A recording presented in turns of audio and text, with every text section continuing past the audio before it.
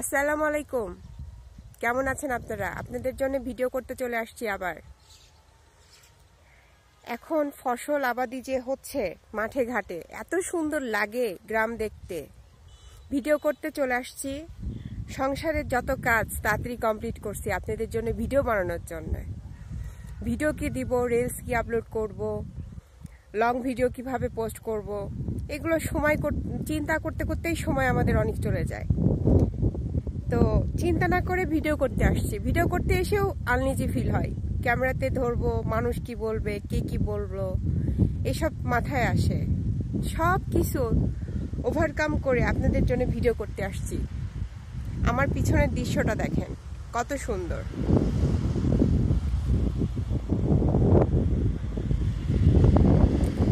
সামনে এখন অনেক কিছু লাগানো হচ্ছে, ফাঁকা মনে হবে, কিন্তু পেঁয়াজ লাগানো হচ্ছে।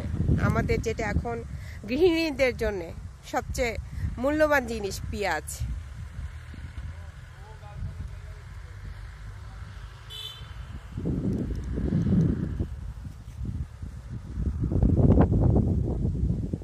আজকে ওয়েদারটা খুবই বাজে ছিল, সকাল থেকে একদমই রোদ ছিল না। এখন একটু হালকা হালকা রোদ, খুব ভালো লাগতেছে। ভিডিও করতে আসছি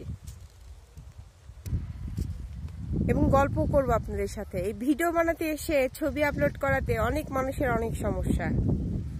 এই মেয়ে কেন কাজ নাই, বাজ নাই, ভিডিও আপলোড করে, ছবি আপলোড করে, রিলস আপলোড করে, সারাদিন ফেসবুকে বসে থাকে। আরে ভাই, আমি ছবি আপলোড করি, আমি ভিডিও আপলোড করি, এতে আপনার কি সমস্যা? আপনি দেখবেন না? না দেখে আপনার মতো করে আপনি আপনার কাজ করেন। আমি ভিডিও আপলোড করি, রিলস আপলোড করি, পোস্ট করি। কেউ কমেন্ট পোস্টে করে না, কমেন্টস কোথায় করে জানেন? আমার বাসায় এসে। এই তো হচ্ছে আজকালকার দিনের সমস্যা। তারপর আমি থেমে থাকবো না। আপনাদের জন্য ভিডিও করে যাব, সুন্দর সুন্দর দৃশ্য দেখায় যাব।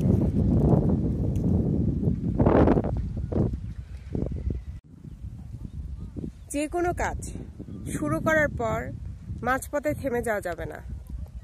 তো আমি ফেসবুকে কাজ শুরু করছি, আমি থামবো না, এটা শেষটা দেখব। কোনো কাজ মাঝপথে যদি ছেড়ে দেই, যদি হতাশ হয়ে যায়, সেই কাজটার ফল আসলে কিছুই হবে না। নেগেটিভ জিনিসটাই আসবে, পজিটিভ আসবে না। এটাতে আপনাদের ক্ষতি হবে। কি ক্ষতি হবে?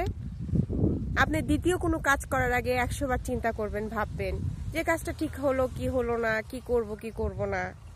এভাবেই সময় আপনার জীবন থেকে চলে যাবে। তো যে কোনো কাজ করার আগে মন দিয়ে চিন্তা ভাবনা করে শুরু করে দেন। শুরু করে মাঝপথে থামবেন না, কন্টিনিউ করে যাবেন। যেভাবে করতে হয় সেভাবে করবেন, দেখবেন আপনি সফলতা অবশ্যই পাবেন। আর ফেসবুক প্ল্যাটফর্ম এত সহজ জায়গা না, নিয়ম করে টাইম করে সবকিছু করতে হয়। আমিও শত ব্যস্ততার মাঝে সময় মাফিক সবকিছু করার চেষ্টা করি। সবার জন্য অনেক অনেক শুভকামনা।